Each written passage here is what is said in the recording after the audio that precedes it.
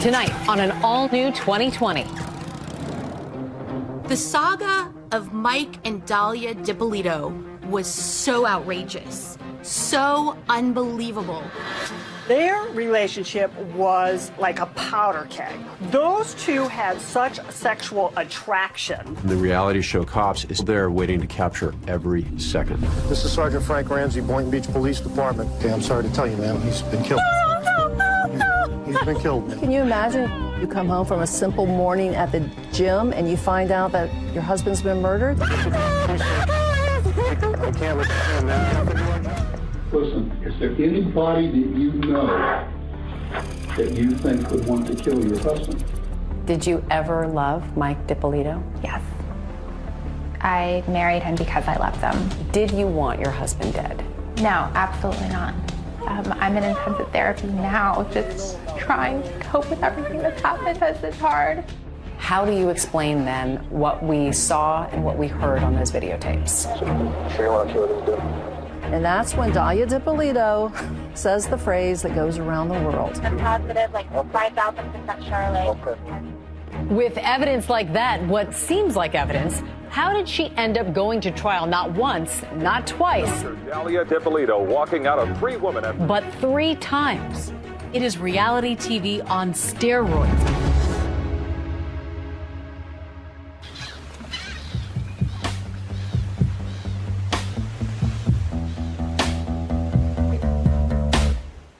It's a cloudy morning in sleepy Boynton Beach, Florida. It's just before 6 a.m. It's already a humid 80 degrees, and most people are still asleep, but not 26-year-old newlywed Dahlia DiPolito. On August 5th, 2009, Dahlia and Mike DiPolito had just passed their 6-month wedding anniversary. He's in bed in the morning, and Dahlia gets up and goes to the gym at 6 a.m. The LA Fitness in Boynton Beach. He's groggy, it's early morning, he's still in bed. She tells Mike on the way out, I'm going to the gym, maybe I'll bring you Starbucks on the way home. In the middle of her workout, Dahlia receives a phone call from the Boynton Beach police. Sorry, I just missed your call. Please leave this message, and I'll return your call as soon as I can. This is Sergeant Frank Ramsey, Boynton Beach Police Department Detective Division. I need you to call me as soon as you can, ma'am. A few seconds after missing the call, she calls the number, and it's the Boynton Beach police asking her to come home. Okay, can you come right back to your residence, please? Yeah, I'm leaving right now. Is it ready? Ma'am, I'll tell you everything you need to know when you get here.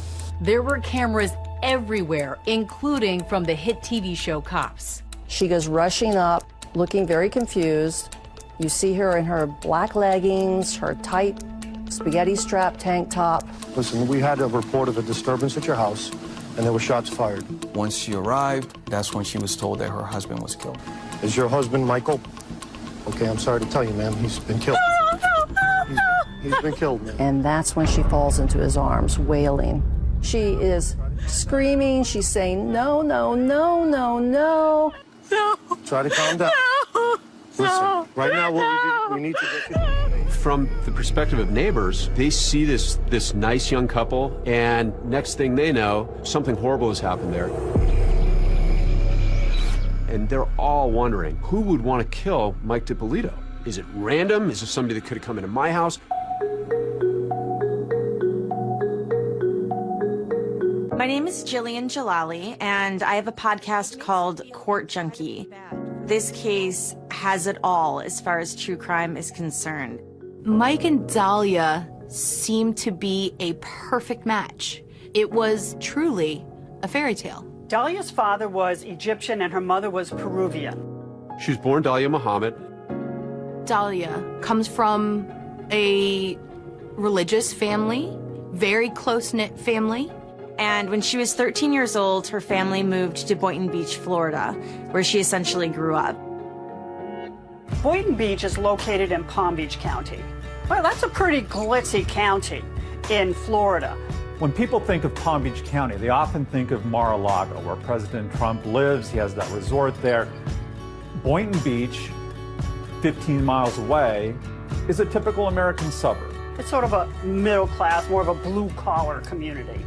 Dahlia lived in a gated community. She lived there with her mother. Some describe her as beautiful. She's certainly attractive, especially when she's got her hair and makeup done. I first met Dahlia DiPolito back in 2015. Has your story been told yet, truthfully? No, it hasn't. How would you describe your personality? Really bubbly, very friendly, really social. What types of values were you raised with? What was important in your family? We were constantly doing family activities, family vacations, and a lot of family dinners. We had big Sunday dinners. What were your hopes for her? To grow up, be married, be happy, and have kids. Dahlia grows up and she becomes supposedly a real estate agent. But the problem is that actually takes a lot of really hard work, and she's much more into the quick buck. I think she was a woman who early on decided there were certain things in life she wanted, and she was going to use her sexuality to get them. Money. She wants money. Some people might call Dahlia a gold digger, and if she could see maybe a fast buck in someone, she was going to go for it. Enter Mike DiPolito. He says that when he met Dahlia, she was working as a paid escort. He meets her on a website called eros.com. He was ordering an escort to keep him company over the weekend. He ordered her like a pizza. Mike DiPolito is an interesting guy. Just like Dahlia, he wants a lavish lifestyle. He yearns for the finer things in life. Michael DiPolito was a muscular guy. He worked out, and he liked the high life, too. What was your initial impression of Mike DiPolito? Charming. What drew you to him? His personality. He was really engaging, and it felt a really strong connection. So, Mike DiPolito is a very likable guy. He's not afraid to be vulnerable. And he just seemed sort of like a guy you'd see at the gym, maybe not too bright, but working hard and trying to have a fun life. Mike describes his first meeting with Dahlia, that she was sweet, almost naive. Give me some insight into what it was like when you first met. We got into outdoor activities and stuff, and we got bikes, and we started biking together. What do you think Michael saw in you? My personality, who I was, my sense of humor. We talked about all kinds of things. We watched the news together. We were big movie people. We both love Starbucks, coffee drinkers. Mike had a very difficult upbringing, and I think he really yearned to feel loved and to feel safe and taken care of. He had this void that needed to be filled, and she made him feel like he had never felt before. But the problem that Mike had was that he was married at the time. They start an affair, a hot and heavy and steamy affair. He said the sex was unbelievable. Did you have any scruples about getting involved with a man who was still married? No, I was told that he was going through the divorce proceedings, and he had actually sent me papers showing that he was going through the divorce process. Not only did Mike DiPolito have a wife, he also had a checkered past. Well, long before he met Dahlia, he'd gone to prison for running a boiler room stock operation. He was conning old people over the phone. They would call people up and they would sell them these penny stocks, convince them that these were going to become stocks that were going to be worth a lot of money, but in actually were just scams. Basically like the movie The Boiler Room. Listen, I'm presenting you with an investment opportunity that I think you're going to find very interesting. Where he's cold calling people and trying to get them to invest in foreign currency. He was ripping people off. Along the way, he was definitely making enemies. Mike pled guilty to organized scheme to defraud, unlicensed telemarketing, and grand theft. And he served a total of 2 years in Florida State Prison, followed by 28 years probation. They're in love. They are determined to leave their past behind. So this ex-con and his former escort are in this whirlwind romance, and 6 months later, they're married. The way that it happened, it was just so impulsive, and it felt right. You went down to the county courthouse the same day, applied for the license. It took a couple of days to, for it to legally be official and everything. This was a shock to Dahlia's mother, Rhonda Muhammad. And she showed me her ring. I was like, wow, you got engaged? And she says, no, we got married. And you thought what? I wasn't happy at all, but it was time. If you look at the pictures of them, she has this beautiful smile. He's grinning. They're embracing each other. It looks like true love. From an outsider looking in, they're the happiest couple. And that brings us back to that hot August morning in 2009. Mike DiPolito is dead. He has apparently been murdered in his house. And the big question is, why? Who would want to do this? Police can't help but wonder if this grieving widow is actually keeping a deadly secret. Are you sure that you don't know anybody who want to kill your husband?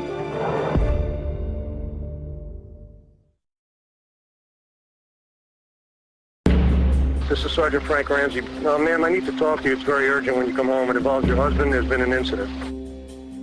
Can you imagine you got your whole life ahead of you and you're in love and you're planning everything, and then you come home from a simple morning at the gym and you find out that your husband's been murdered? I don't wish this on anybody. It's just beyond, words. It's so hard to be able to just fully express. Your husband, Michael? Okay, I'm sorry to tell you, ma'am, he's been killed. He's been killed, ma'am. The condo is surrounded by police cars. The street was mobbed with detectives, crime scene technicians. I can't let you in, man. We have to do our job.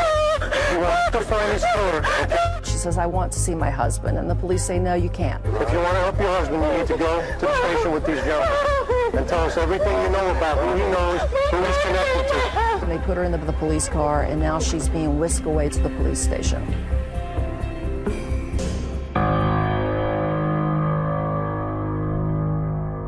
So they take her to the interrogation room. She's sitting in there. I'll explain to you what we're going to do, okay?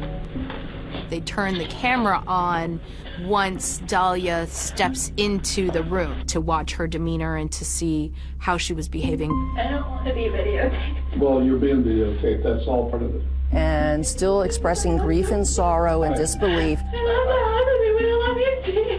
No, you don't want to see them. The police are treating her like a grieving widow. They're doing their investigation into who would want to kill her husband. Listen, is there anybody that you know that you think would want to kill your husband? My husband's on probation. For what?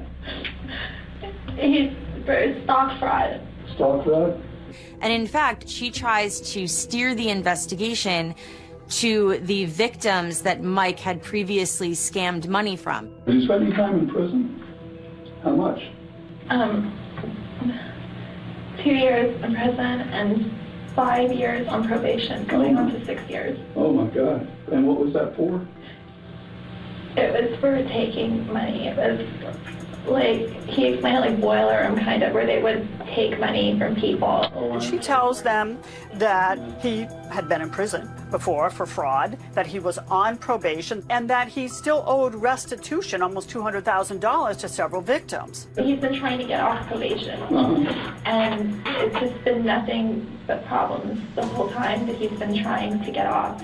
People weren't happy that he was getting off probation because it's a lot of money he's got to pay back. She tells them that Mike was just about to get off on probation early, and the people that he had scammed money from were very angry and upset about this. Well, when you say people, who are you talking about? People that were involved with him before, or? A little bit of everything. He's constantly running into a lot of the guys that he was on probation with. It was a lot of money. It was $191,000 that he had to pay back. He's got all these sketchy characters from his past. Yeah, they're the ones. I guess somehow when he went away, some guys didn't go away. They left the country. You mean went away, he went to prison? Right. Okay. They left the country. And so somehow he was dealing with some of those guys because they thought that he owed them, and I don't know. She gave very vague details about, maybe people that could have been angry with him. She didn't provide law enforcement with much information at all. That's why I'm asking. If you know any names, then we can run these guys down and see what they know. I don't know if the one guy that I'm telling you about, Pasquale, if he also went away or if he didn't. She starts to kind of give names and tell them that there are possibilities of people that maybe had wanted to see Mike dead. Is it Pasquale or Pasquale? Pasquale. Then Dahlia starts spilling some of Mike's other secrets, like his substance abuse issues. He's recovering alcoholic. Dahlia tells detectives that her husband Mike struggled with demons, alcohol, and drugs. And so with him, it's very important to be like on a schedule and, you know what I mean, like have a system and very organized with everything. Get up every day, go to the gym, go to Starbucks. He would go to AA meetings. He felt was so important to keep regimented. He did that to make sure that he stayed sober. And in fact, Mike would have otherwise been at the gym with Dahlia, except he was recovering from liposuction surgery. We were supposed to go to the gym. Oh, both of you were supposed to go? He had like 2 blood handles removed from here. And so he was laid up. He couldn't exercise, he couldn't go to the gym. We haven't gone since his surgery, but every morning, 5 a.m., we're both at the gym. You're lucky. What? You're lucky you went to the gym. I don't know if you know, he was shot. He was shot twice. And I want you to know all this. Do you know this? Not exactly. I mean, they told me he was shot. He was found in the bedroom. He was shot twice in the head. She brought up every negative detail of his life in those moments after she learned that he had been killed. Well, you know, he's very, he used to be a drug addict. And what was his drug of choice? Crack. Crack? I'm going to be back. What I want to do is call right now. I'm going to go out and get in touch with the officers at the scene. I want to see if the house was burglarized. Okay. All right, just hang on for a second. Thank you. So when the police exit and Dahlia was still being videotaped, as they leave the room, she starts crying. A few moments later, the detective comes back in and he has one more question. There's no problems between you guys, no financial problems, with your family, you and him. No, there's nothing. In that police interview, Dahlia paints a rather rosy picture of their relationship. No problems, no drama. But what everyone would soon learn is there actually was trouble in paradise. Everything seems great. At least that's what Michael thought. What he didn't know is that Dahlia DiPolito had another man in her life.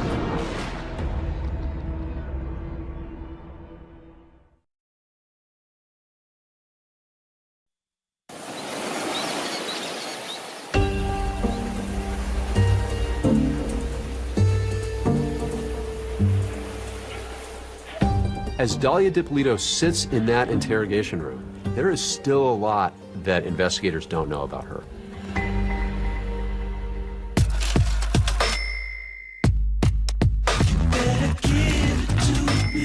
She uses men to give her money or to get into their lives so then she could then extract their money from them. She knew how to use her sex appeal, and she had a lot of it, to get her way. And that's what she did very successfully with men, including Mike DiPolito. She wanted Mike's house. She wanted all of his money. She decided, hey, I got to figure out a way to get his stuff.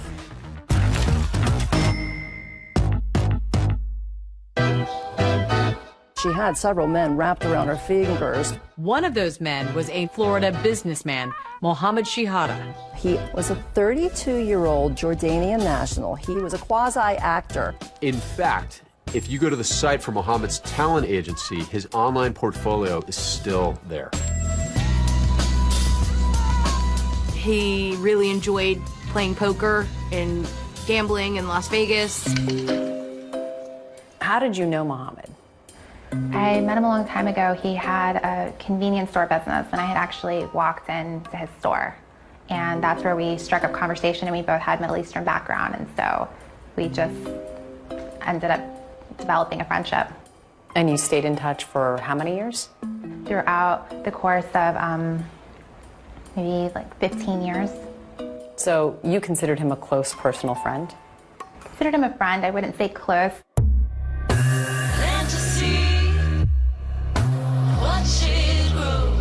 They began a flirtation, which was very heavily sexually charged. When she needed something, they would rekindle that old flame, so to speak. If she needed to vent about a guy she was dating or a relationship that she was in, she would talk to him. So in July of 2009, after Dahlia was married to Mike, she reached out to Mohammed once again, as she had done over time. She starts a narrative with him about Michael DiPolito. Dahlia told Mohammed that she was physically abused, that he was controlling, and she just needed out of the marriage. Were there any stresses on the marriage? We got into little arguments and things, but it wasn't anything major. But Dahlia tells Mohammed that her husband is abusive, emotionally abusive, so much so that a regular divorce isn't going to cut it. So she wants Mike out of her life for good and turns to Mohammed for help. She wants for a more permanent solution to her problems. Dahlia confides in Mohammed that she wants Mike DiPolito killed. They meet at a gas station in Boynton Beach. Dahlia tells Mohammed that she's desperate, that she needs to have Mike killed. It's a common thread throughout these types of cases. Beautiful women, and they also often involve allegations of abuse. Mohammed is really nervous that if Mike DiPolito is killed, that law enforcement would come back to him, and he didn't want that to happen, and he didn't want Mike to be killed. Mohammed Shahadi is actually the person that called police and said that Dahlia DiPolito was planning to murder her husband. We had a gentleman come into the police department advising they had some information in reference to a young lady that wanted her husband killed. They captured this first conversation that they had with Mohammed on a tape recorder. Okay, tell us what happened. She asked if I knew someone who can kill her husband for her. I said, basically, no, I don't. She tells me, though, he's the nicest, sweetest nerd, but you can't stand him. So at first we weren't sure what we had. Do you know where she lives? No. At the time, we didn't know what to believe. Her last name, I don't know. Here's a gentleman who walks in. According to him, he's had a sexual relationship with this young lady, but he wasn't sure exactly where she lived or her last name. Describe her. She's maybe 5'6", 5'7", dark black hair, green eyes. She's a good-looking girl. Really good-looking girl, actually. The fact that somebody was going to get killed, it was bothering his conscience. Did she ask you to find someone for her? Yes. So after that first interview, law enforcement realizes that they're gonna need to talk to Mohammed again. What cops want Mohammed to do next is bold and risky. They want to set up a sting. They say, we want you to put a wire on, and we want you to get her to outline this plan to kill her husband. So Mohammed morphs into a confidential informant. We have the informant contact the suspect by phone and set up a meeting so we can ID her. The mobile gas station was one of those places where they've met before in the past, so we decided to make that the location. All right, you good to go? Yeah, I'm good to go. All right, good. So police outfit Mohammed's car with some cameras, and they put a wire on him.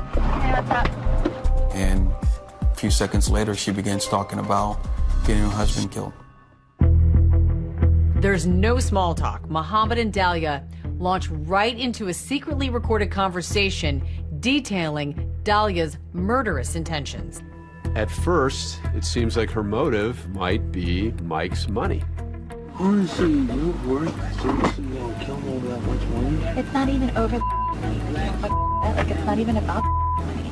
Dahlia has no idea that every word coming out of her mouth is being caught on camera. Okay, well, I'm trying to say is this guy's a professional. It's not all he does is get it done, that's it. Right. This is where he actually says he was going to introduce her to a hitman. I know him, you know, like, he's good at it. We realized that this guy was credible. But now, how am I supposed to know what day he's going to do it? We were shocked how easily she talked about getting her husband killed. He might tell you, oh, like, to get out of town or something for a day. I'm not going out of town. You even hear during the conversation Her talk about no one would ever believe that she could be capable of murder. His mom is not going to get suspicious of you or anything like Why that? me? Knowing somebody, nobody's going to be able to point a finger at me. She ended up bringing $1,200 in cash. She believed that that money was going to be given to the hitman to buy a gun. Yeah, All right, I'll try. She also bought 2 pictures. I have a picture of him right now. You're sure everything else is okay? Yeah. You're sure? Yo, what more sure can you want? You're planning a murder. Come on, stop, yo. She's made a down payment on death. And now Dalia DiPolito is about to come face to face with the assassin. But little does she know, she is walking into a trap.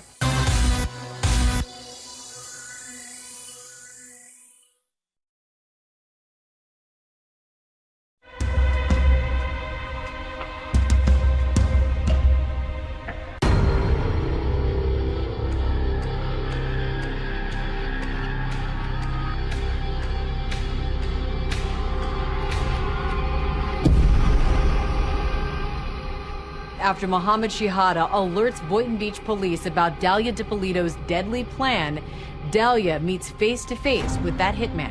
What she doesn't know is this hitman she's about to meet is actually Witty Jean, Boynton Beach police officer who is working undercover on this case. They agreed on a location, which was a CVS parking lot in the city of Boynton Beach. Pretty much parking this exact spot right here. We had 2 cameras in the car. The cameras were positioned in the back seat. You can't help being a bit nervous as you're doing this. Remember, there's 1,000 things that can go wrong. She parked and got into the car and she said, hey. Dalia shows up to the meeting with Witty, and she's wearing a cute little sundress. She's almost flirtatious with him in the car. We wanted to make sure that she caught my attention in my eyes. The way she was dressed, pretty much, I'm like, okay, she wants to show off her body. So, I have to give her a compliment. I told her, hey, you look good. Hey, you look good. She clearly thought she was talking to a hitman, and to her, this was something that had to be done. How sick we got everything going. Well, that's up to you. We were shocked how easily she talked about getting her husband killed. She gave me definitely a sense of urgency. You cannot wait to make it happen. If you're going to make it happen, you have to make it happen this week. I'll give you a quick breakdown of what I've done so far. We talked about money, how much money she's going to pay me. At one point she said, well, I thought that I already gave you the $1,200. $1,200 went to buy my heat, my gun, okay? A couple hundred, for other people to do things. Right. You know what I mean? When I had to explain to her, $100 is nothing. I had to buy a gun, I had to buy a phone, I had to buy this car. As she starts talking, what's going on in the minds of the police officers is, wow, this woman is real. This plot is real. As a matter of fact, I've already spent more money, just to get it here. Right. Trying to tell her, look, however, which way you want it done, I'll do it. So I just want to make sure that, this is what you want. If you want to really do. When she's meeting with the hitman, he's telling her, look, there is no turning back. When I leave you today, you have no way to reach me. I explained to Dalia that after today, she wouldn't be able to find me to cancel this whole plan that we put together. When it's done, you have to have an option to change your mind. And that's when Dalia DiPolito says the phrase that goes around the world. I'm positive, 5,000% sure. Okay. No, there's no, I'm determined already. I'm positive, 5,000% sure. Her line is classic. I am 5,000% sure, right? So it's, she is so committed to this. 5,000% sure. I didn't think she was going to be that open. I'm 5,000% sure. When I say I'm going to do something, I'm going to do it. A lot tougher than what I look. I know you're like, oh, what a cute little girl, whatever. But I'm not. She told me she may look like an innocent little girl, but she's a whole lot tougher than she looks. The most surprising thing about my meeting with Dalia was how adamant she was in making sure that this was done. All right, Wednesday morning, go to the gym. By the time you get back from the gym, you're going to find a dead body in the house. All right?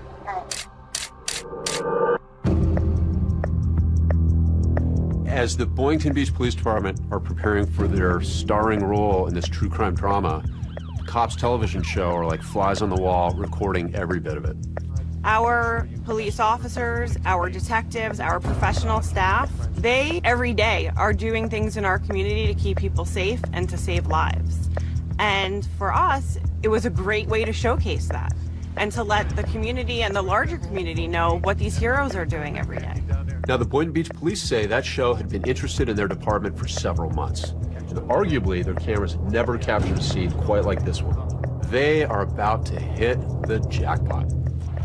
Everybody knows why we're here. Chachi, you and Brian will go with me. Frank or somebody will call the wife. Just like the undercover instructed her to leave the house, she did. And she grabs a smoothie, and she grabs her purse, and she says, "Bye, Mike," and she goes off to the gym. Dahlia is at the local LA Fitness, but back at her condo, police are there setting up an elaborate trap. That looks good. I like it. We've had set up a fake crime scene around the house, yellow tape around the streets, around the house. We make it look like her husband had gotten killed inside the house. At 6:21 a.m., as Dahlia DiPolito is working out, that's when she misses that call from the sergeant at the Boynton Beach Police Department. Sergeant Ramsey, can I help you? Is this Miss DiPolito, please? He intentionally pronounces her name wrong to throw her off. Once he got her on the phone, told her that something had happened and we needed her to come to the house. They needed to break some news to her. No, ma'am, I need to talk to you. Ma'am, I'll tell you everything you need to know when you get here. As Dahlia approaches, she sees what's really a crime scene. She sees police, tape blocked off. So the condo is surrounded by police cars. There's a crime scene van, there's crime scene tape, her apartment's roped off with the tape. The front door to the townhouse is wide open with black fingerprint dust everywhere. Dahlia arrives from LA Fitness from going to the gym. And she rushes up. Dahlia DiPolito doesn't know she's being set up right now. A really buff police sergeant tells her, "Your husband has been murdered." Is your husband Michael? Okay, I'm sorry to tell you, ma'am, he's been killed. Before the words are even out of his mouth, she starts crying.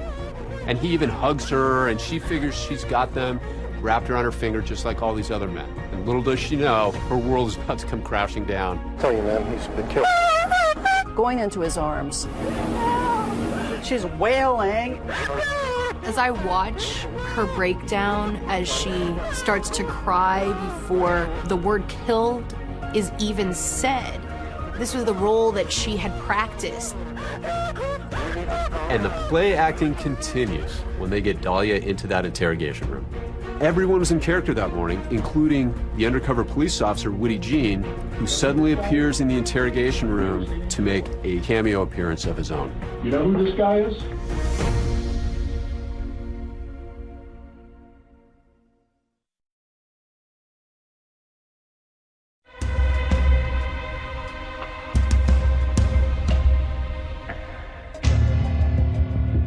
And tell us everything you know about who he knows, who he's connected to.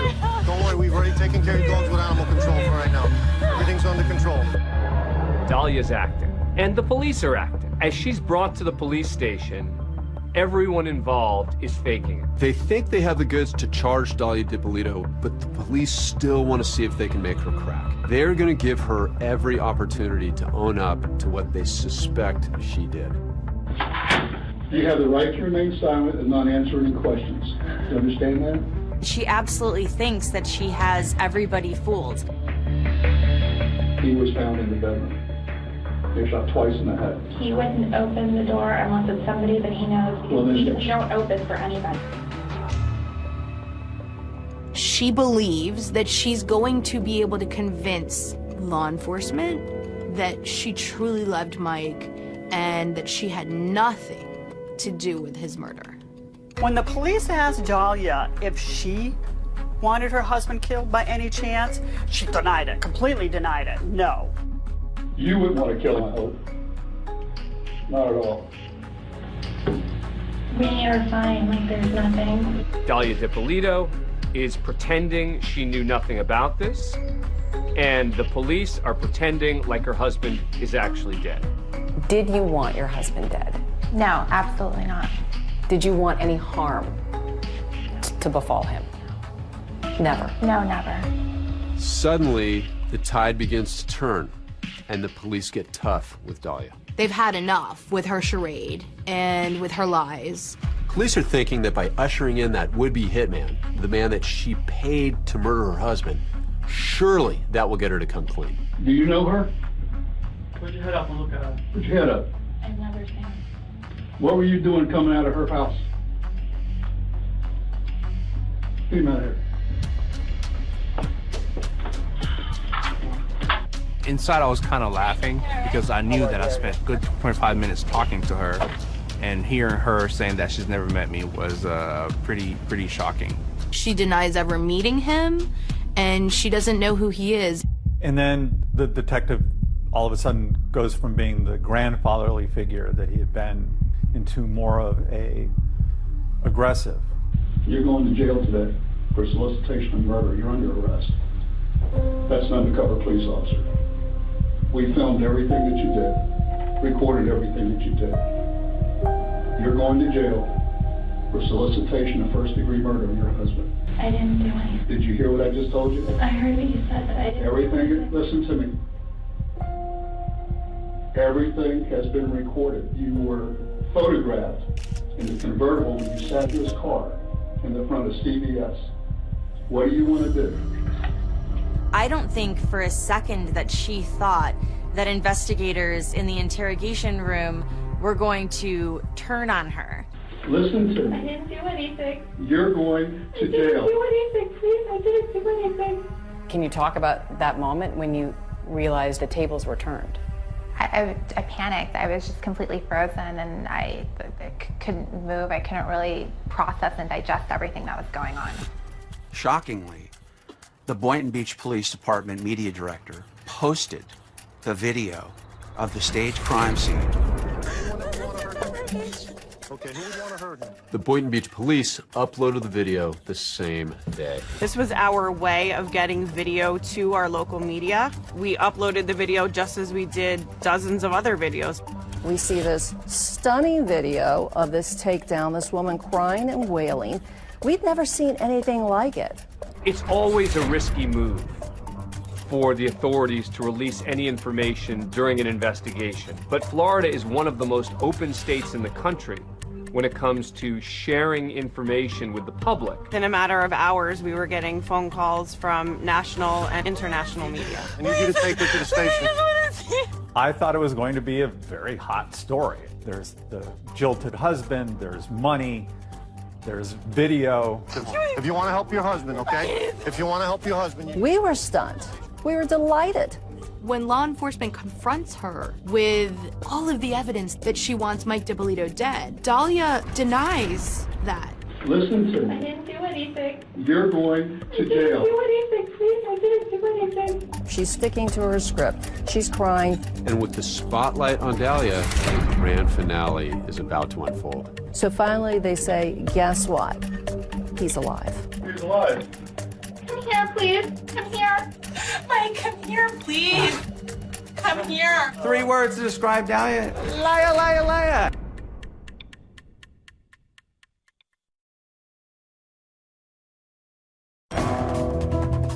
Give me 3 words to describe yourself. Who is Dahlia DiPolito? Understanding, sweet, and compassionate. 3 words to describe Dahlia. Liar, liar, liar. What was that? I didn't do anything, and I didn't plot anything. It wasn't like, kill him softly, don't hurt him. It was like, just blow the guy's brains out and, can I get a cheese sandwich with that? I'm positive, like 5,000% Charlotte. I see somebody who's struggling. What? How is she struggling if she's 5,000% sure? The whole crime's caught on tape. I mean, what do you do with that? It was a show. It was a tape. That was the purpose of it. You were acting in those tapes. Yes. Liar, liar, liar. He comes up with a defense that rocks the community. This was all for a reality show. She knew she was being taped. She and Mike wanted to be stars. The thing about reality TV is it anybody can do it. Anybody can become famous. I don't know what reality show a 40-year-old convicted felon could be on. They wanted to post it on YouTube to try to get acting parts. That was the plan. It was so far out of left field that they might just believe it. Even now, 11 years after the story first broke, the twists keep coming in the Dalia DiPolito story.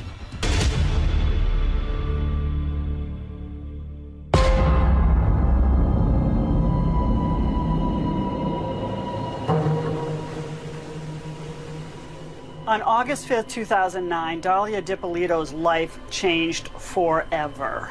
Thank you for coming. I'm sorry to call you. First, police tell her her husband is dead. Is your husband Michael? Okay, I'm sorry to tell you, ma'am. He's been killed.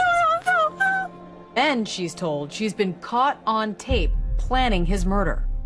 You're going to jail. I didn't do anything, please. I didn't do anything. Tell me you didn't do anything? I didn't do anything. You're going to jail today. You kept saying, I didn't do anything. Just over and over and over again. Was that all you could think of to say? They were accusing me of trying to have my husband killed, and I didn't. So that's what I kept continuously telling them. When they turn the table, she doesn't fess up. She just keeps denying everything. And lacking that confession, they kept trying to shock her more and more. And this is the part where what happens in that police department will go down in the history of detective work. This is a masterstroke. The ultimate shock, you could call it a resurrection of sorts. Police tell her that her dead husband isn't actually dead. Your husband is well and alive. Thank God. Oh, yeah, thank God. Can I see No, he him? doesn't want to see you. They bring Mike in. Look, your husband's alive. We've got you. Oh my God. He's alive. The show Cops is at the station capturing Mike's reaction. Come here, please. Come here. She keeps begging him to come inside the room, which he doesn't. Mike, come here. Come here, please. She sees her husband, and he's alive. What? You're alive? This is a dead man walking and talking. You never see this happen. I can't fix this. Why not? I didn't do anything I to heard you. Mike, come here, please. Come here. All of her skills as a femme fatale will start rolling in. Mike, come here, baby, come to me. With cameras rolling inside and outside the interrogation room, it is reality TV on steroids. I don't know what's going on, please. For Mike DiPolito, it's a surreal love story that quickly turned into a nightmare. He never saw it coming. For Mike, this was a whirlwind romance. He was head over heels in love with Dalia. I met Dalia, and we got along very well. There was never any friction. We never argued. How can I say? Our sex life was incredible. Meanwhile, the entire time she's plotting behind his back. There's this side to his wife he has no idea about. Mike DiPolito insists that the accusations made by Dalia DiPolito that he was abusive are totally false. Still, Dalia secretly wants out of the relationship. And authorities say if she can get out with a pile of Mike's money, that's even better. Mike DiPolito still owed $191,000 restitution, and he was on probation for decades. If he could make that restitution, he could make an argument to get off probation. But he says Dalia told him she could help him with that.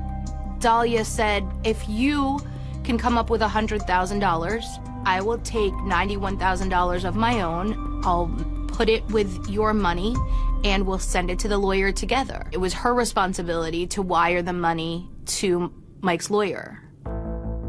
She says she's helping him. He thinks that she is. But in reality, she's doing anything but helping him. Soon, Mike notices odd things are starting to happen. Before I met her, I don't think I had a run-in with the police since I've been home from prison. I meet her, I'm running into the cops more than I ran into the cops probably ever in my life. Mike will soon find out that someone is trying to frame him for crimes he didn't commit. On 2 occasions, drugs were planted in his vehicle. Mike decides to take Dahlia away for a couple of days to the Ritz-Carlton. Mike is stopped by a police officer, and the police officer tells Mike that they had received an anonymous call saying that he was dealing drugs out of his Tahoe. He goes, "Do you mind if we search?" I said, "Absolutely, go ahead." He searched the truck, didn't find anything. It was very odd. And then the next day, I go to get gas in the truck, and I find a bag of pills. It looked like cocaine in there. And that's when that hit me. I said, wait a minute. You know, somebody put this in my truck and called the police on me. They just didn't find it. Authorities say Dahlia figures he's an ex-con, and if she can get him sent away for drugs, he'll be gone for a really long time, and she's home free. I remember I looked at Dahlia, I said, "Did you put drugs in my truck?" She adamantly denied it, so I let it go. Fine, fine. But you know, every instinct's telling me that it doesn't make sense.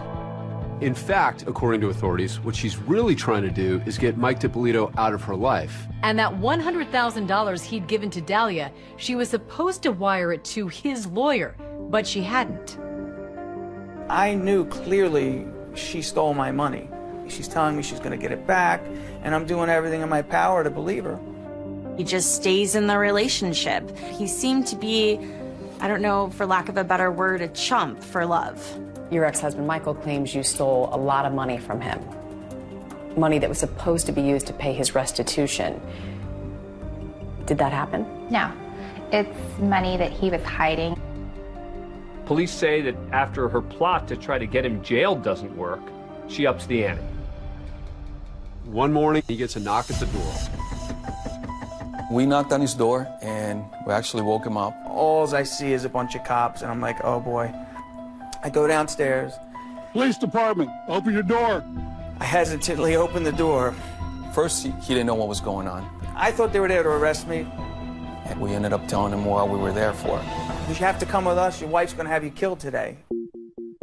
Your wife has hired a person to kill you. Just take it easy. Clearly, this just hits him like a ton of bricks. I mean, he literally takes a step back. We ended up taking him out of the house and driving him straight to the Boynton Beach Police Department. They already know why we're here. Your wife hired somebody to kill you. I also played a little bit of audio where she says, hey, I'm 5,000% sure that I want him killed. I'm positive, like 5,000% sure. It wasn't like, you know, kill him softly, don't hurt him. It was like, you know, just blow the guy's brains out and, you know, can I get a cheese sandwich with that? Even from behind bars, Dahlia is not finished trying to manipulate Mike DiPolito when she makes an astonishing phone call. Hello? Hey, it's me. Yeah, what's up? Nothing, Mike. Please come here. Is she ready to confess, or is this something else? Everybody asked me, why'd you take the phone call? I had to take the phone call.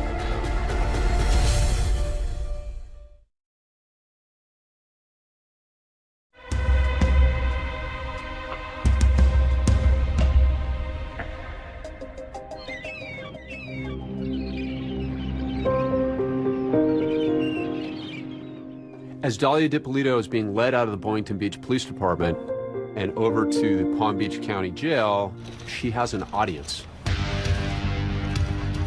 The press, having seen the video released by police, is there to greet her.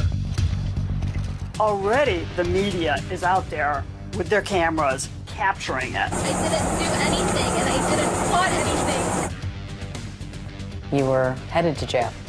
What was that first night like? It was a complete nightmare. I wasn't even officially in jail as the tapes were getting released, and they were already all over the news. They were everywhere.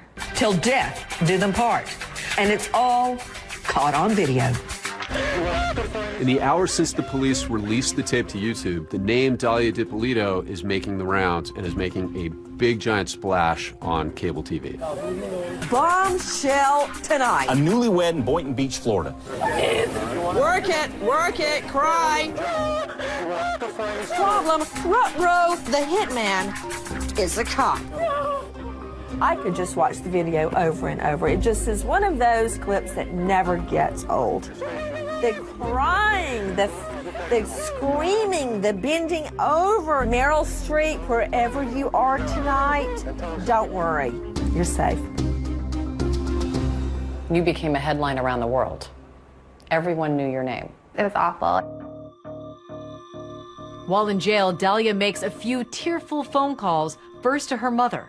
Hello? Mom, I'm in jail. I didn't do anything. I didn't do anything. You did. I know you didn't. I know you didn't. Okay. How many times did I told you to leave that guy? How many times did I tell you? But her next phone call is unfathomable. From the jail, she calls Mike, the man police say she has just tried to have killed, and offers him no apologies. Hello? Hello? Hey, it's me. Yeah, what's up? Nothing, Mike. Can you please come here? Everybody asked me, why'd you take the phone call? I had to take the phone call. I had to hear what she was going to say. I couldn't help myself to not take that phone call. Mike, please, I need an attorney. Can you please help me? You said you wanted to have me killed. I heard that. That's Not true. That is not true. not true. How can you believe that? I heard your voice. Frankly, it's unbelievable that Dahlia called her husband, the victim in this case, the target of her actions, the person she wanted dead, to ask him to help her. It is just unbelievable to listen to. The fact that she thought that she could demand that Mike help her is just on another level. And he's even trying to give her advice as to what to do while she's in jail. You're going to be ran around in there for a little while, a couple days. You need to just try and just go with it. And keep to yourself and don't say a lot. I know she's never been in there before. I mean, it's not a nice place. I tried to tell her, stop acting, you know, the way you're acting, or you're going to have a rough time in there. Mike, I love you. Don't do this to me. I'm sitting here. Everybody treated me awful good. Things get spelled out for Mike that he was a very lucky man. Prosecutors say that Mike actually survived an earlier attempt on his life. When Mohammed Shihada was giving a statement to police, he told them that Dahlia had poisoned Mike's Starbucks iced tea with antifreeze. So law enforcement, they just ask him, was there ever an incident with iced tea? And Mike then realized that he was a lot closer to his demise than he ever realized. She went out and came back with some Starbucks iced teas. I take a sip and I spit it out so fast. It was terrible and I didn't think anything of it. I only took one sip. I was sick for about 2 weeks. Dahlia's attorney said she never poisoned Mike. Mike doesn't end up helping her find an attorney, but the attorney she does find ends up presenting one bizarre, wacky, intriguing defense. It was a stunt. It was a hoax, a ruse, a plan that Mike DiPolito hoped to capture the attention of someone in reality TV. You were acting in those tapes. Yes. It didn't make an iota of sense to me. It was so far out of left field that they might just believe it.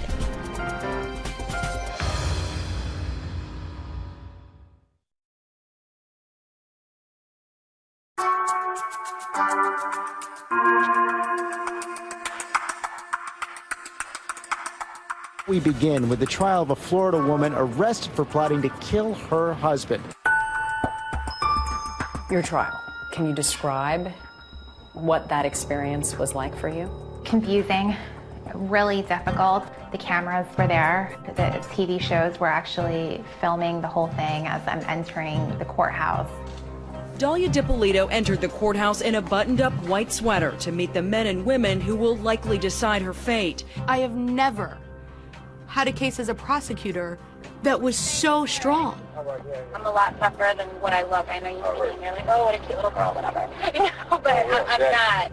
You will see how determined she was to have Mike DiPolito, her husband, killed.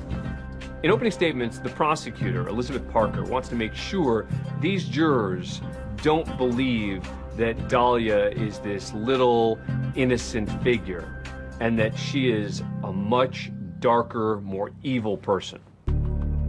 He asked her, are you sure you want to kill him? Without hesitation, as if she had ice running through her veins. She says, "There's no changing. I'm determined already." My biggest concern, the evidence seemed to be overwhelming. But you have Mike, who's got a shady past. I knew the defense would make him out to be a con man. Please tell us your name. Michael DiPolito.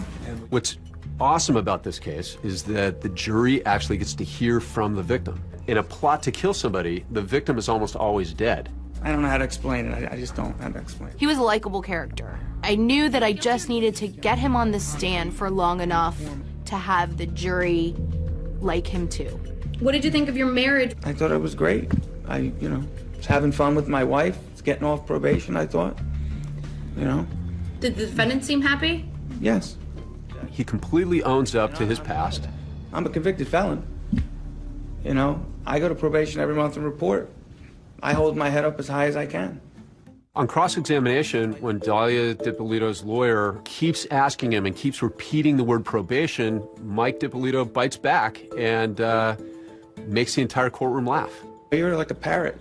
A parrot? Yeah. What does that mean? I've been called a lot of things. What's a parrot? Did you do that on probation? Were you on probation? Did you do that on probation? Were you on probation? You know what I'm talking about.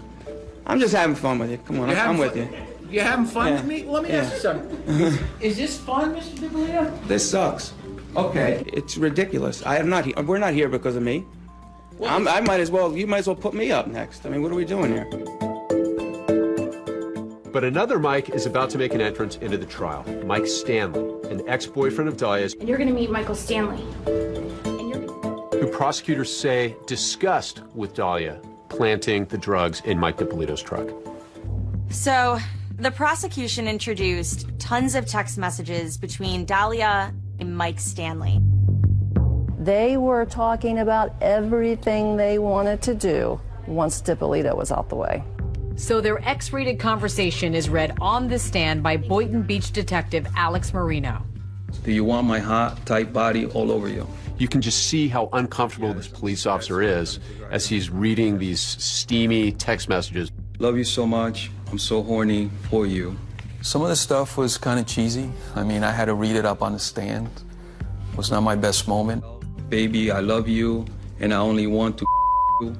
She's telling Mike Stanley, once this guy's gone, you and I can have the life we've imagined. I will have Michael's money, we'll have this condo, everything will be good. Greed was the very basic core of why Dalia did this. Parker says when Dalia's plan to put her husband back in prison failed, that's when she took things a step further. Yeah, but killing somebody, come on. Nobody's gonna be able to point a finger at me. I'm determined already. I'm positive, like 5,000% Charlotte. After the prosecution rests, now it's the defense's turn, and they are going to use that infamous video for their own purposes. That's where this novel defense theory came into play, a defense theory that was actually a little hard to believe. The plot for the contract killing of Mike DiPolito was never real. He comes up with a defense that rocks the community, which is, this was all for a reality show. She knew she was being taped. She and Mike wanted to be stars. So they came up with this idea, and it was all a hoax. It was Mike DiPolito's idea, and Mike DiPolito was in on it, and she's not guilty. It was a stunt. It was a hoax, a ruse, a plan that Mike DiPolito hoped to capture the attention of someone in reality TV. Dalia's lawyers claim that Mike and Dalia DiPolito wanted to be famous. They wanted to be like the stars of Cheaters or Jersey Shore. Selnick presents a computer forensic expert who found that Dalia had searched reality shows on her computer. The website name says welcome to realitytvcastingcall.com. It fits with his obsession about his appearance, his vanity, and others might be interested in his reality. I was shocked. I mean, where was the evidence that this was a reality show plot? Diane, listen to me for a second, okay? I didn't do anything.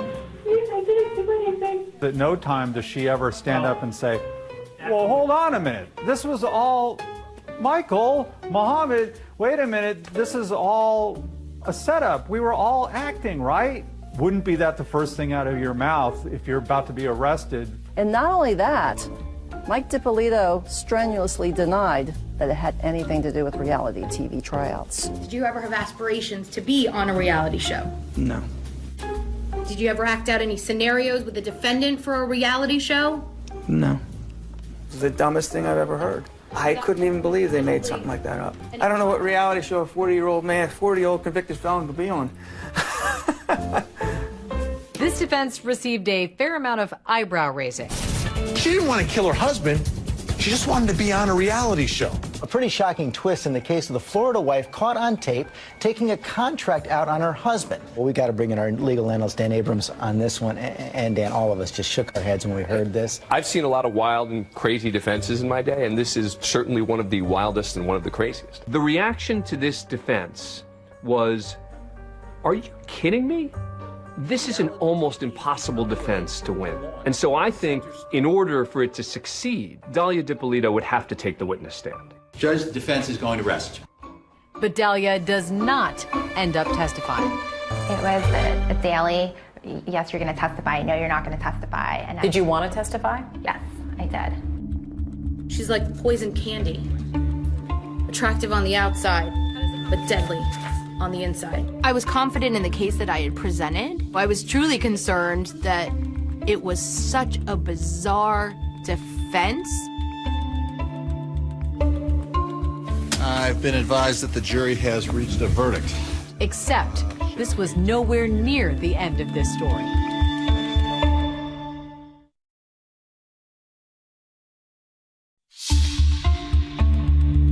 Now closing arguments continue in the Dalia DiPolito murder for hire trial. And this case will go to the jury before lunch.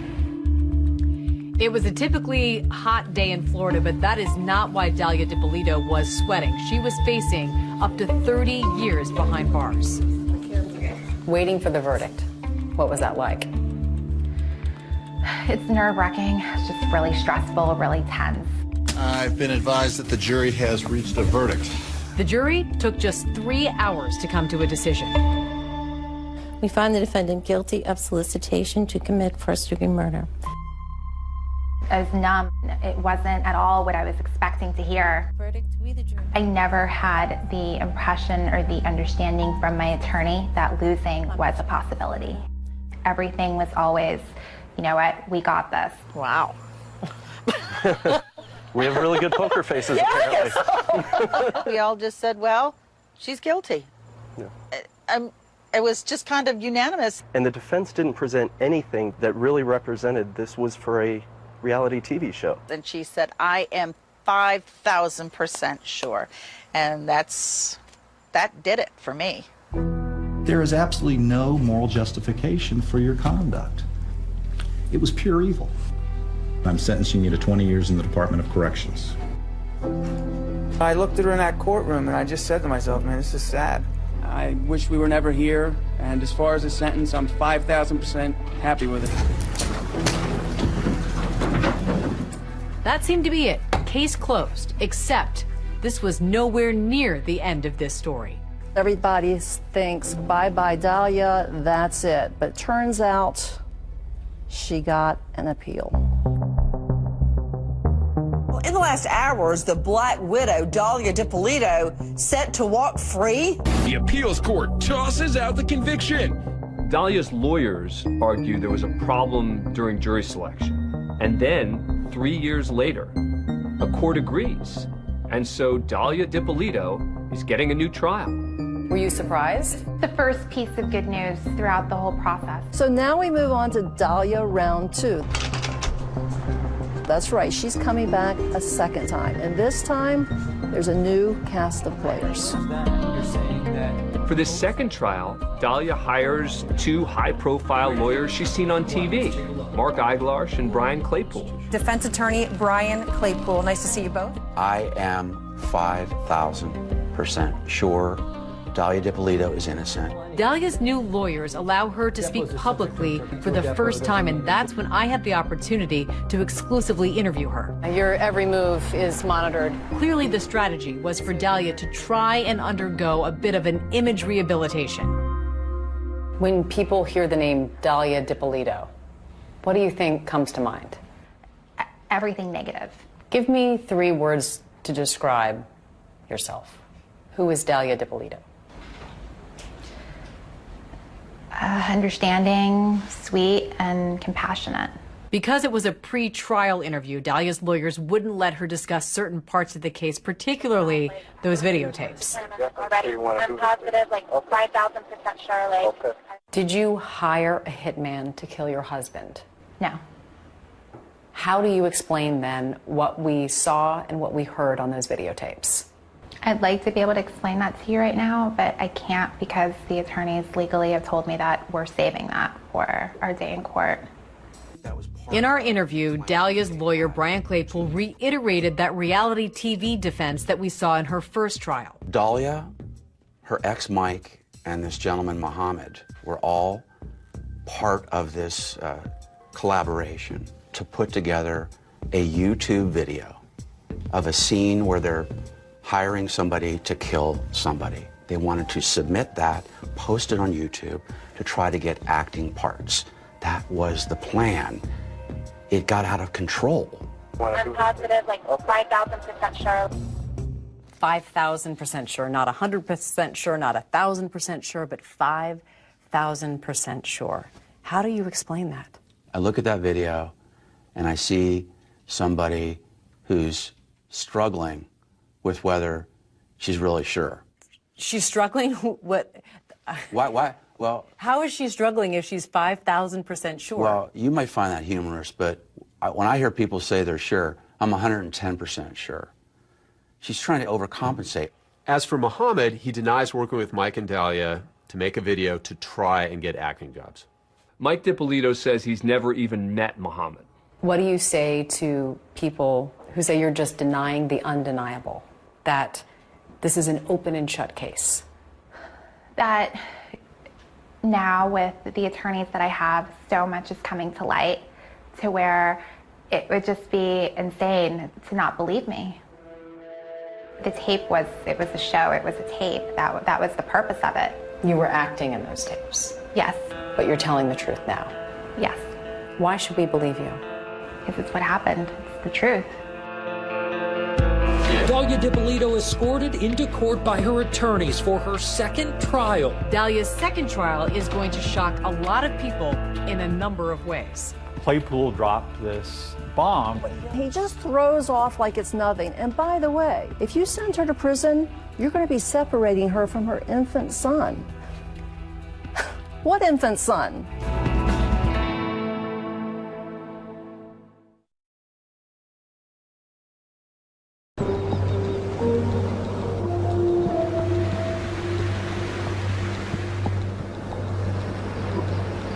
Walking on the sidewalk right now, this doesn't happen very often. No, this doesn't happen at all. This is the first time I've had to walk in a long time. Yeah, your every move is monitored.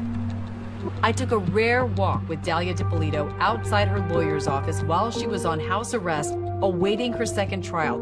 She was living in her mother's house, tethered to an ankle bracelet. This is what it looks like, and it doesn't come off at all. You've been living under house arrest for the better part of 5 years, nearly 6 years. What's been the hardest part? Not knowing when it's over, not being able to leave, watching everybody around me being able to come and go as they want, and I can't do that. After Dalia's first trial, she was convicted. Prosecutor Liz Parker wrote a book about it called Poison Candy. This is what she wrote about you. She was poison candy, sweet, delicious, mouth-watering on the outside, but deadly within, and designed to cripple the innocent. What's it like hearing those words? It's hurtful. When I found out that the book was out, I was suicidal. Do you think people will change their minds about you when they hear from you in your second trial? I'd like to believe so.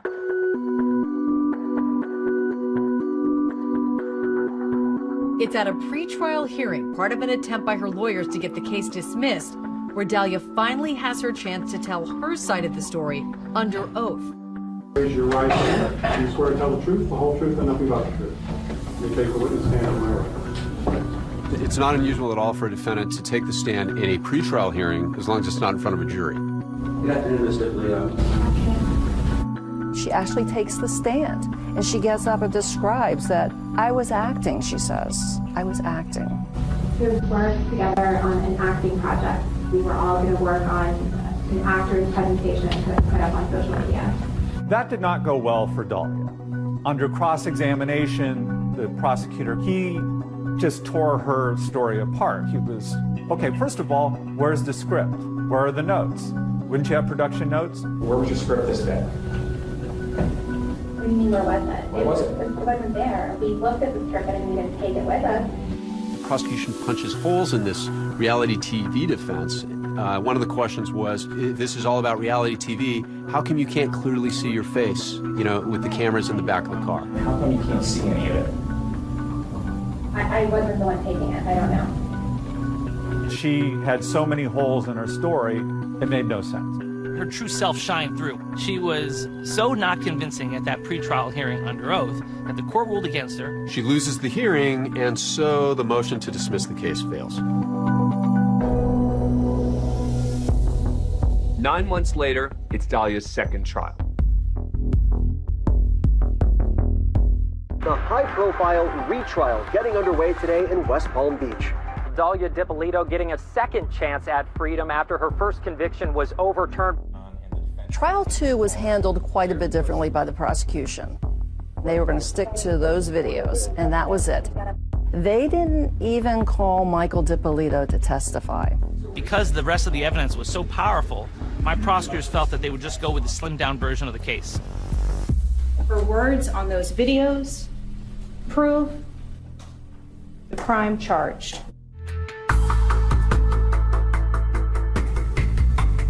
In the second trial, Dahlia's lawyers abandoned this reality TV defense. The defense focused on the misconduct, they said, of the Boynton Beach Police Department. They were trying to flip the script and put all the blame on the police. So far, no mention of that reality show acting defense that she had talked about previously. Gone is this reality TV nonsense. Now they're leveling their charges against the Boynton Beach Police Department because Boynton Beach had brought cops in. Bad boys, what you gonna do? That opening theme song, Bad Boys, is so synonymous with the show, a show that is supposed to put a spotlight on the good work police do every day. Bad boys, what you gonna do? What you gonna do when they come for you? At the beginning, the Boynton Beach Police Department really wanted to highlight their professionalism by participating with the cops' television show, but at the trial, the defense really hammered them and went after them, effectively putting them on trial. This is a fake crime scene, right? Right? Yes. It's all pretend, right? Yes. It's all made up, right? Yes. And you think that's a good use of taxpayer money? My opinion doesn't matter. The presence of the cops' TV show created a frenzy within the Boynton Beach Police Department to manufacture good television. They tossed Dahlia DiPolito under the bus. They made this way more than it ever was. And they could care less about her constitutional rights. The Boynton Beach police say there was no wrongdoing and they were just trying to gather evidence. Cops filming with the Boynton Beach Police Department had nothing to do with this investigation. It was just a coincidence as far as timing was concerned. Then the defense pulls out its ace card, and it's a showstopper. Claypool gets up, he's making this dramatic closing argument, and he just throws off like it's nothing. Give her that freedom back to go home to her family and her infant son. By the way, if you send her to prison, you're going to be separating her from her infant son. We all sort of are like the reporters in the back row. We're all sort of like, look, did I just hear that she has a child? The latest bombshell was dropped last night during closing arguments. Turns out it was the appliance repairman. He came to her house, they fell in love, she got pregnant, and she had a baby, all on house arrest. And right now, we're on verdict watch in the Dahlia DiPolito retrial. I think there was a general expectation that she would be convicted. A bombshell announcement in the murder-for-hire case against Dalia DiPolito. We, the jury, feel that we cannot reach a unanimous decision. The jury telling the judge late today they are deadlocked. I must declare a mistrial at this time. There were 3 votes for guilty and 3 votes for not guilty. Courtroom shocker, Dalia DiPolito walking out a free woman after a judge declared a mistrial in her murder-for-hire retrial. I can count on one finger the number of people in this country who felt we even had a chance in this case. Whenever you don't get a conviction, you're disappointed. But I knew that we had a great team and we would do it again and perhaps do it a little differently. Immediately after trial number 2, the state attorney, Dave Ehrenberg, said, "We are taking her to trial again." There was not a second when we thought that we would let her go free. Not a second. Prosecutors vowing to try her a 3rd time. And so now we're going on to Dalia Chapter 3. This is the 3rd time DiPolito has been on trial for this murder-for-hire case.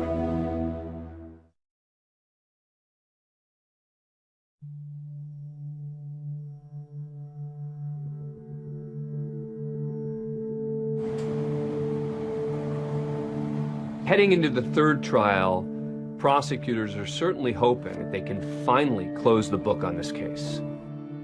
We knew she tried to commit murder, and she had gotten away with it thus far. And until we heard the word guilty, we were not going to be able to exhale fully. This is the 3rd time DiPolito has been on trial for this murder-for-hire case.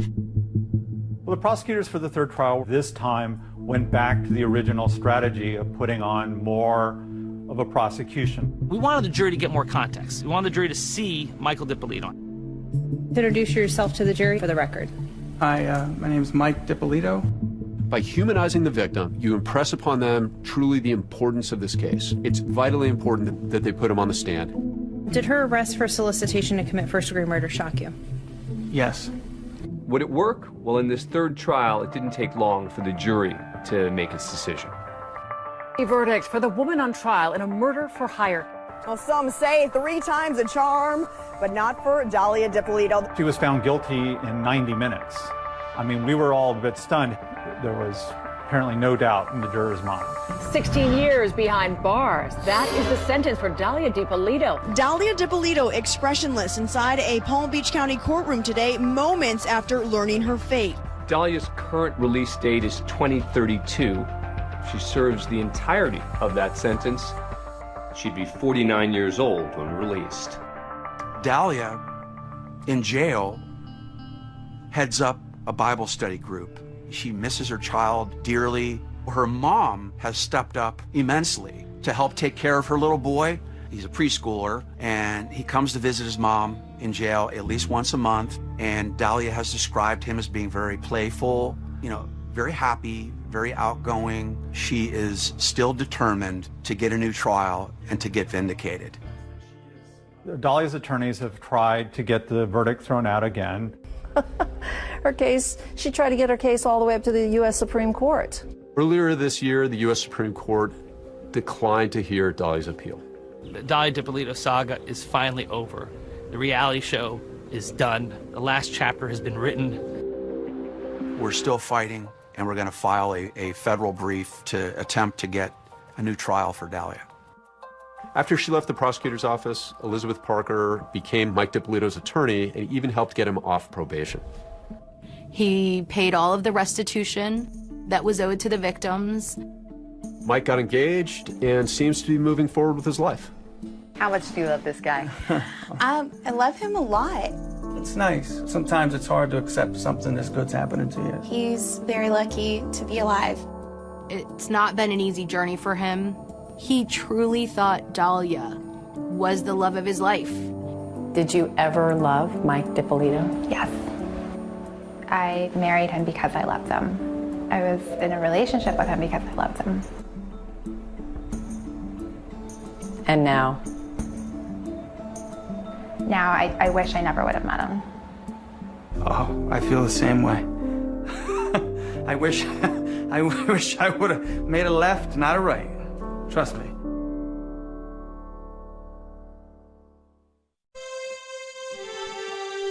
अल्लाह अल्लाही ज़ात तू ऐ झोर सदके जेड़ो कुल कायनात चलाण आलो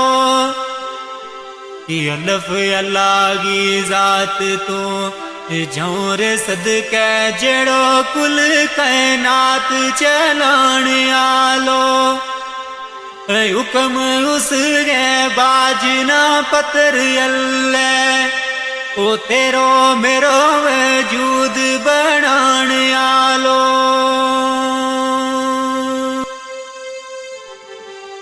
18,000 मखलूक गो ऐ मालिक सुनो रब सुनो जमीन आसमान आलो अर्श फर्श लो कलम महफूज कुर्सी जिया जून ना रिज़्क खिलाण आलो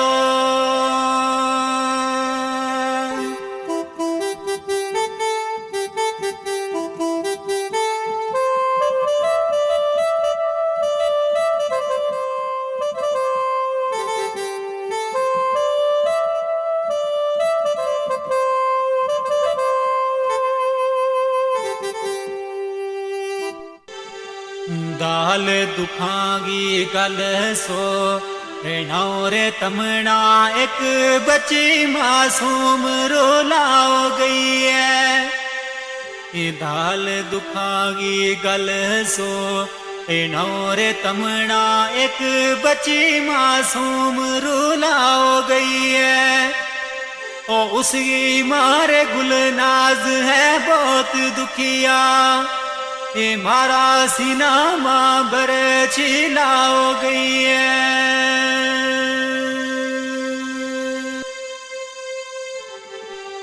नाओ बच्ची गो अफसा में मूद सोनो रोग उमरा गो सुनी लाओ गई है ओ जिला पुणछ गिरा शिंदरा सोनो ऐ दुखिया दिलाना अफजारो लाओ गई है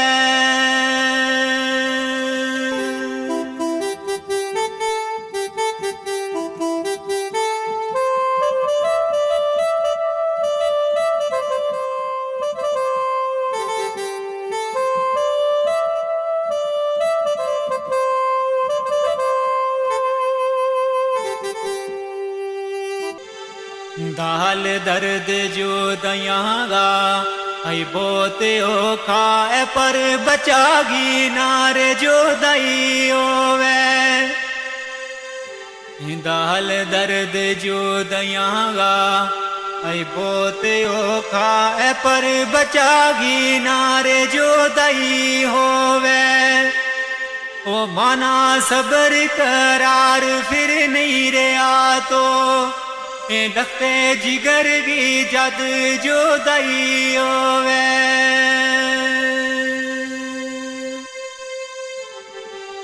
बाप उसको मैं मुँह दियो हुसैन दुखिया अफसा जही बची सीने लाई होवे ओ दुख मुझ जावेद माँ बाप नावे ओ बचा किसे की नारे जो दई होवे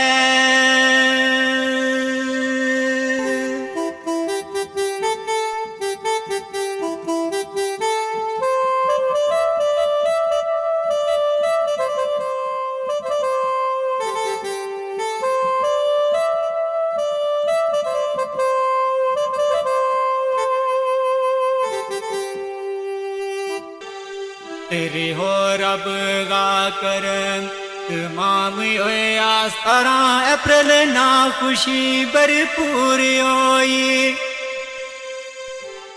रे हो रब गा कर तमाम होए आस्तारा अप्रैल ना खुशी भरपूर होई ओ अल्लाह पाक ने दिती एक बच्चियो सोनी ऐ गुनाहगारांगी अर्ज मंजूर होई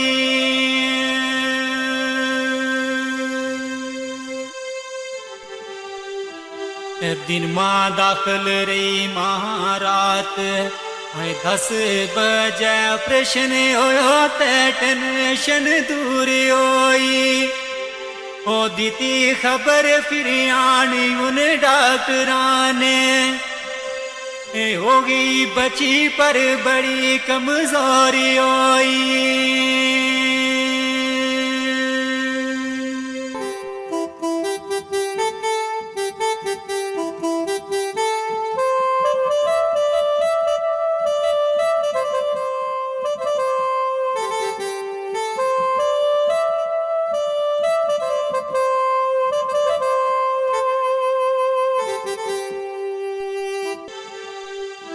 सलाह दीती वीर डॉक्टर है कमजोर बची ले गए बीच मशीन रखाओ दीती ऐ सलाह दीती डॉक्टर है कमजोर बची ले गए बीच मशीन रखाओ दीती 18-19 तक रखी पुणछ अंदर और पर इकी नर जोरी कराओ दीती ऐ रात 9 बजे मामू ऐ नानी दोए गड्डी तरफ जोरी चलाओ दीती ओ मासा देरी ना लाई ले चल गया ओ 12 बजे जोरी पहुंचाओ दीती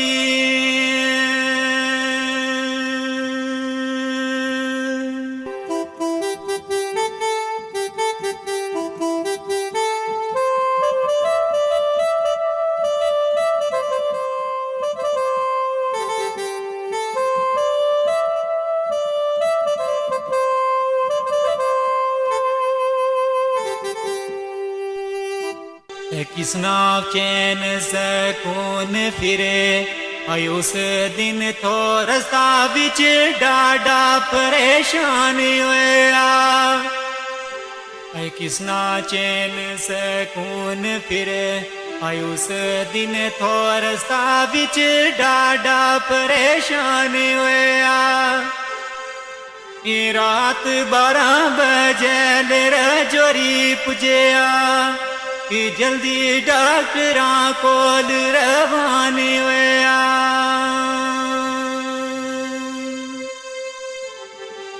ऐ डॉक्टर नब्ज तके मुतू ये बोल न सके असली राज तू बे वो हैरान होया ओ अमानत रब की है तुम सबर करियो ए आपसा बची गारू वे रवानी होया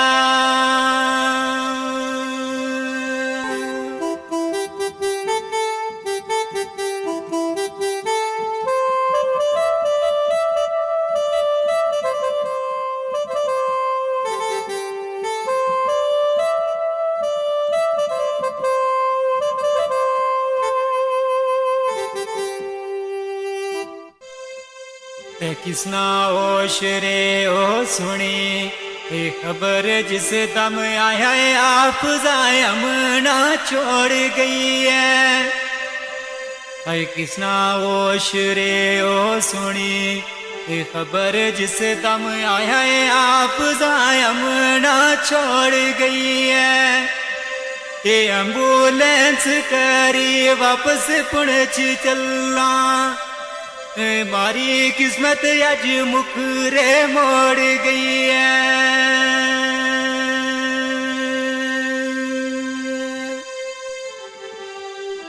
आई गुल नाज वाणी अरे ए मान बाकी मेरी खुशी ना किंगा तू रोड़ गई है दाखिल बीच अस्पताल थी पुणछ अंदर ये मांगुल नाज गो दिल क्यों तोड़ गई है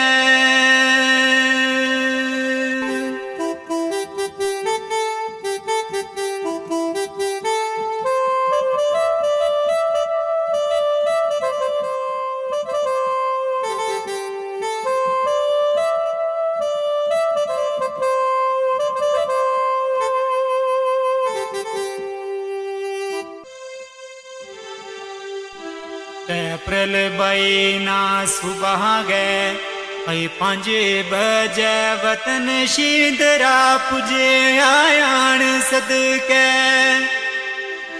अप्रैल बाई ना सुबह गए 5 बजे वतन शींदरा पुजे आयान सदके माना 10 बजे एम्बुलेंस आने तेरा तकन गाया अफजायर मान सदके ते कितना दुख था महंगा ऐ काल जामा जाने वाया रब रहमान सदके और वे बाप महमूद परवेज नानी नाले रोवे सजाद यमान सदके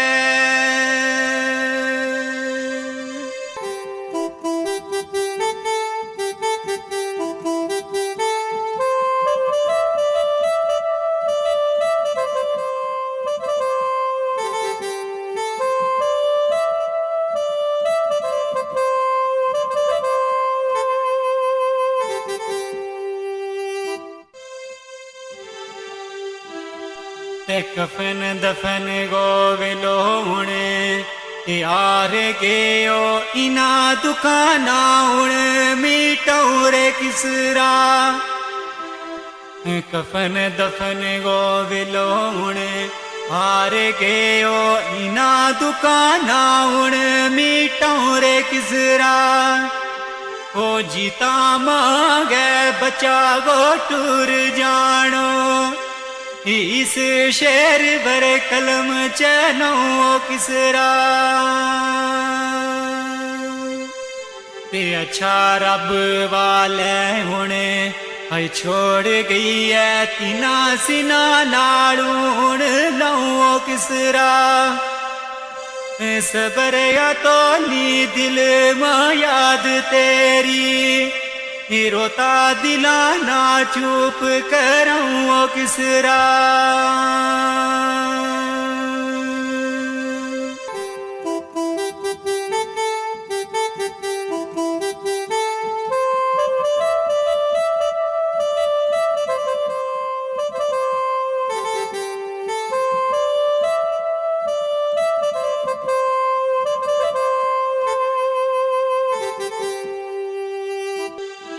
फिया मान इना दुखाने आई मुकनो नी 4 बजे रे अपना दफनाओ छोड़ी आई फिया मान इना दुखाने मुकनो नी 4 बजे रे अपना दफनाओ छोड़ी वतन पुणछ गिरा शिंदरा अंदर ओ सोनी निकी जी कबर बनाओ छोड़ी